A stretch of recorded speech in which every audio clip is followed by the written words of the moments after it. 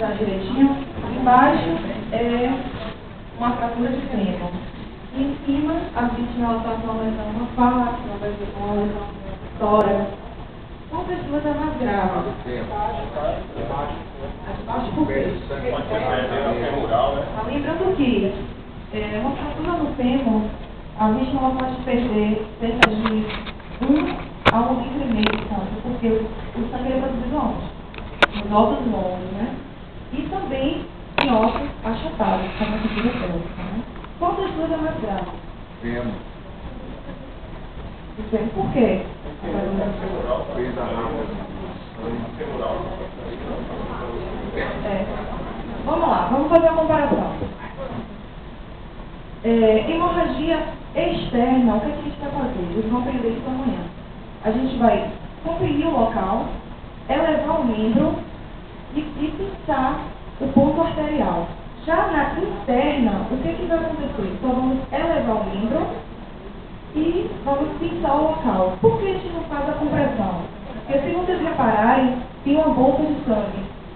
E o próprio sangramento, ele vai fazer a compressão no local. A partir daí, eu quero saber qual é a mais grave. Sim, abaixo. De baixo. De baixo. Acima. Se embaixo está sendo comprimido, então ela vai tornar menos grave. Tudo bem, vamos lá. Qual das duas, se não passa para ABC, qual das duas está com, como é que eu posso dizer, está sendo obstruída? Já disse tudo.